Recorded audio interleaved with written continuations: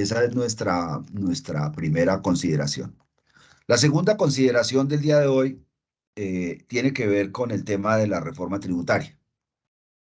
Hemos encontrado, pues, en el planteamiento que hace el profesor Luis Jorge Garay para la revista Sur, eh, algo bien importante, y es que él está hablando del impuesto al patrimonio para las empresas, algo que no quedó en esta reforma tributaria y él está haciendo la propuesta, porque considera que precisamente se trata de avanzar un poco más y simplemente voy a colocar algunos elementos que está planteando en ese documento sobre este tema, porque enseguida ese documento es bastante extenso y complejo y plantea otros impuestos, pero yo me voy a concentrar simplemente en el impuesto al patrimonio a las empresas, eh, a las personas jurídicas que tienen mayores ingresos, con el fin precisamente de que se revierta el marcado sesgo tributario prorrico que ha prevalecido en el Estatuto Tributario colombiano.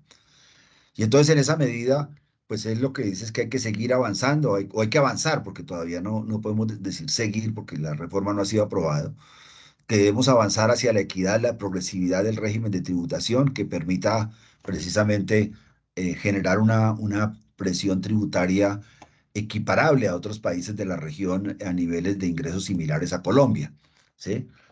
Y en esa medida es lo que busca es aportar al debate. ¿A partir de qué? Pues a partir de los estudios que han hecho con relación a las empresas. Y entonces él dice, mire, la Superintendencia de Sociedades presentó recientemente el resultado financiero de las 10.000 empresas más grandes de Colombia.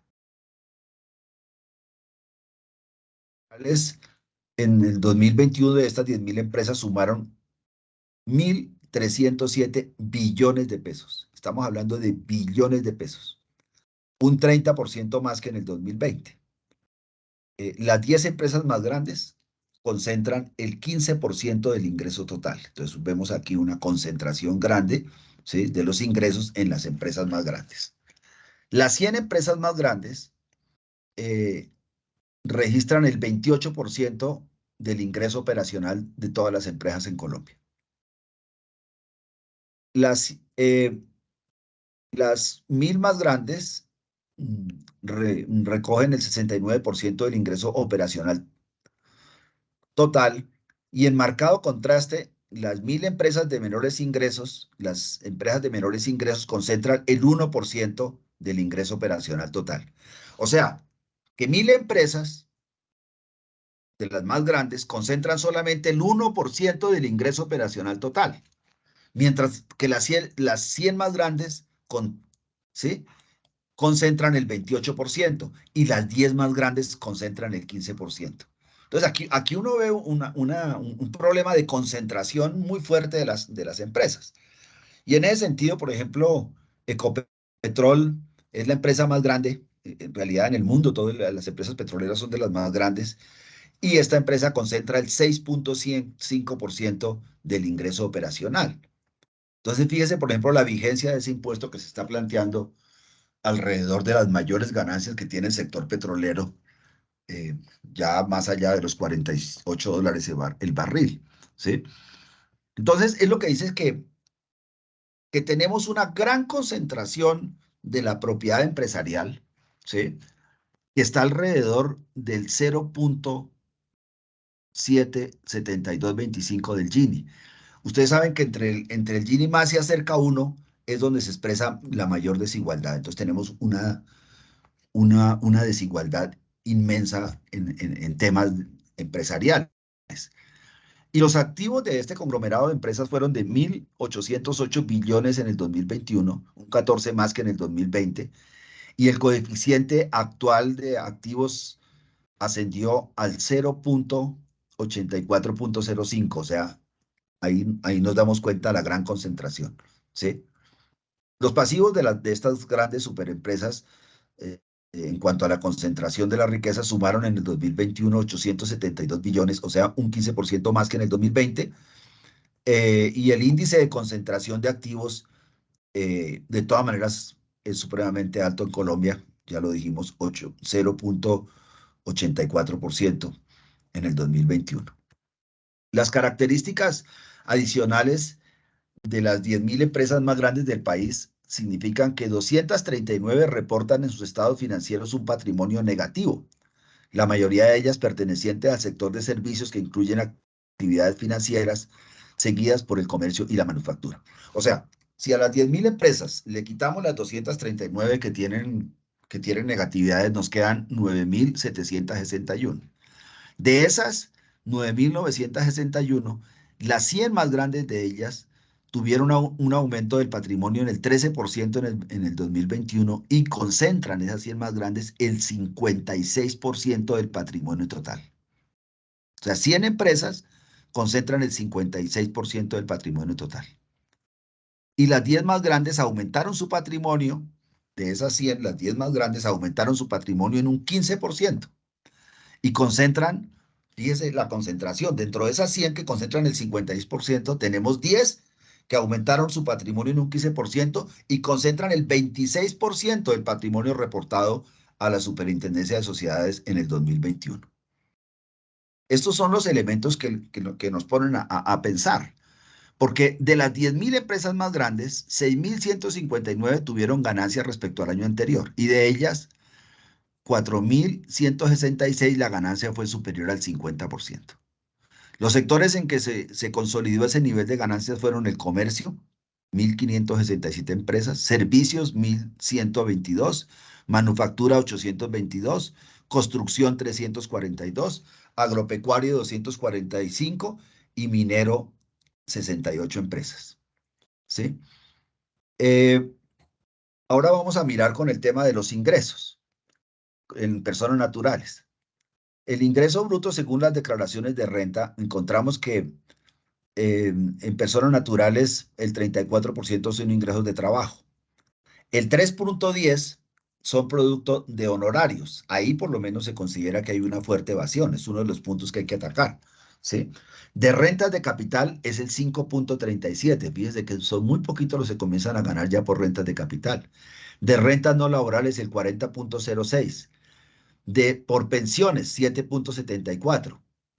O sea, los que declaran renta. Ingresos por dividendos, 1.113%. Y por ganancias ocasionales, el 8.12%. Pero aquí estamos hablando de un porcentaje grande. En la medida en que esto se achica, se da uno cuenta la diferencia. ¿Sí? En los 100 primeros, digamos, expresiones de las rentas de trabajo que representan el 30% del ingreso total en el 2020, las rentas no laborales fueron del 70% y para los 100 primeros solamente el 21%. Entonces, a ver, aquí en este punto que está planteando él, que el 1% de las personas naturales declarantes en el país, ¿sí? Que son 39.754 declarantes, concentran el 20.6% de los ingresos brutos. O sea, 39.000, o sea, casi 40.000 personas concentran el 20.6% de los ingresos brutos. Estamos hablando de las declaraciones de renta. El 3.1, las rentas de trabajo. El 6.7 de las rentas por honorarios. Y el 10.2 de las rentas por capital. El 39.2% de las rentas no laborales. El 1% de las rentas por pensiones. O sea que en el 1% más rico, ¿sí? Solo tenemos un 1% que tienen rentas suficientemente altas en pensiones para quedar en ese 1% más rico, ¿sí? Y la mayoría de los ingresos de este 1% está por dividendos y participaciones que corresponden al 56.3%. Y estos dividendos precisamente es uno de los temas que debe ajustar la reforma y que debe hacerlo progresivo, ¿sí? Y con relación a este 1%, ¿sí? Estamos hablando del 1% de personas naturales más ricas, el 29% tienen rentas por ganancias ocasionales. Entonces, fíjese cómo se distribuye, cómo a medida que, que la riqueza es mayor, ¿sí? Ya las rentas no son por conceptos del trabajo, sino son por concepto de dividendos y participación y ganancias ocasionales, y ahí está casi el 90% de los ingresos que reciben este 1% más rico. Entonces ustedes ahí sí entienden por qué precisamente es que se oponen a estas propuestas. ¿Por qué? Porque claro, si el 80%, casi el 90% del 1% más rico de las personas naturales vive de las rentas, dividendas y participaciones y de las ganancias ocasionales, pues no están interesados que se aumente un poco esos tributos, que además no, tampoco es que sea el superaumento el que va a suceder. Eso, digamos, yo quería plantearlo un poco para la reflexión, porque nos parece que estos aspectos son importantes verlos, eh, y analizarlos precisamente en este contexto de las, pues de la reforma tributaria, ¿sí? En la cual encontramos pues que las rentas de capital, pues la concentración del Gini es de 0,74, o sea que es inmensa. Y las rentas en el caso de las pensiones, por ejemplo, las superpensiones que hay, esa concentración está en el 0,9121, o sea, casi está en el 1, o sea, casi llega al máximo del Gini. Los de dividendos están en el 0,8304, ¿sí? Y, no, perdón. eh, sí, para las rentas por pensiones, el 0,32, no, perdón. Para las rentas por dividendos, perdón, es la que está en la concentración en el 0,9121. Y por ganancias ocasionales en el 0,8304. O sea que estos dos sectores, dividendos y ganancias ocasionales, son los que están, digamos, en los más altos niveles de concentración.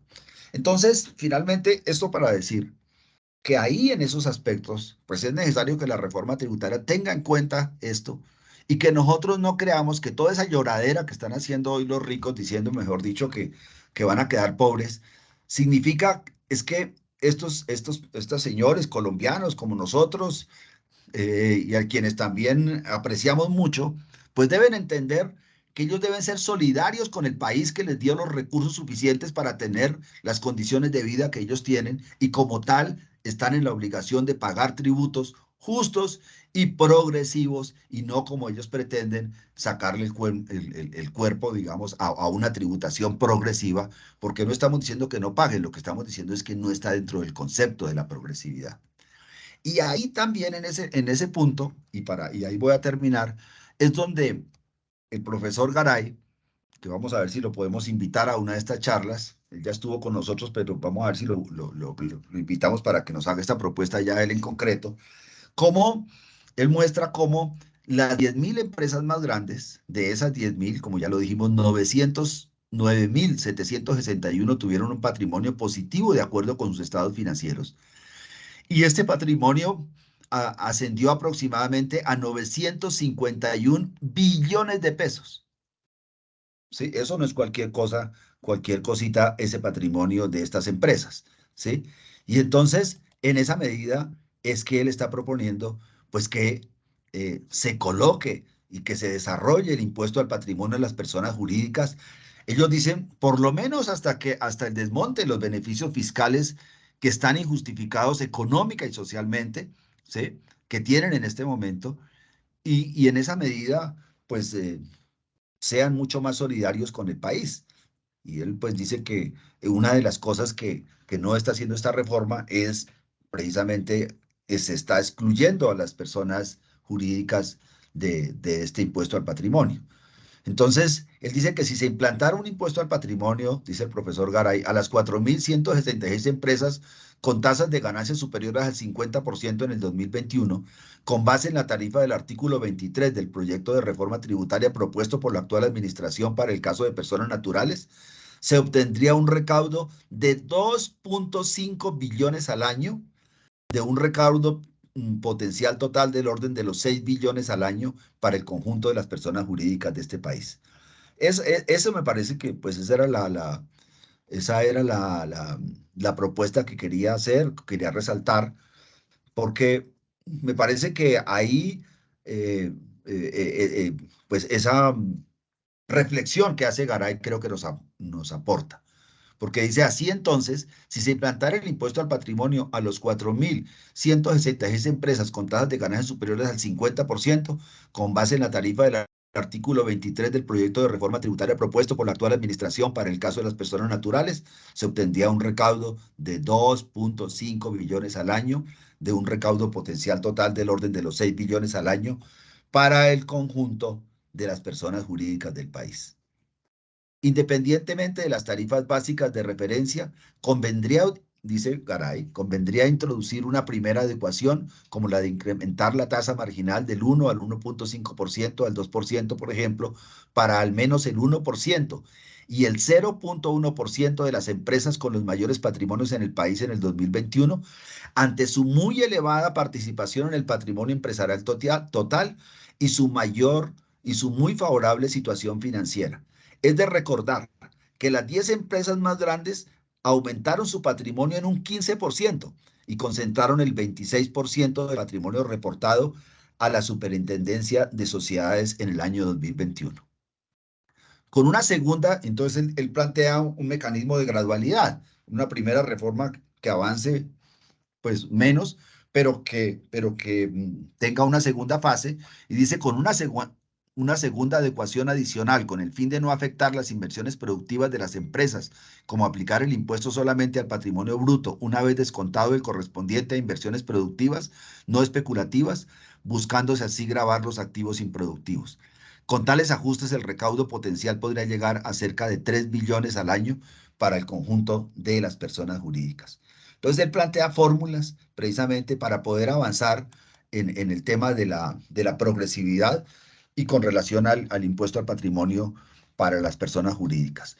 Y termina diciendo que vale la pena reiterar que de cualquier forma, que una vez se avance decididamente en la eliminación de beneficios fiscales, se podría ir desmontando gradualmente el impuesto al patrimonio de las personas jurídicas como un componente de etapas ulteriores de un proceso de reforma estructural tributaria en el país. El impuesto, y entonces ahí me parece que ahí terminamos, compañeros. Yo simplemente quería hacer esta referencia porque pues se trata no solamente, pues, sino de mirar, de analizar la reforma como lo hemos venido haciendo y como lo vamos a hacer dentro de 8 días también, sino también se trata pues de resaltar las propuestas que está haciendo desde sectores de la sociedad civil, en los cuales precisamente lo que se busca es que, pues, es que este impuesto o que el tema tributario sea un tema, pues, que nos permita a nosotros construir una sociedad mucho más democrática y mucho más justa.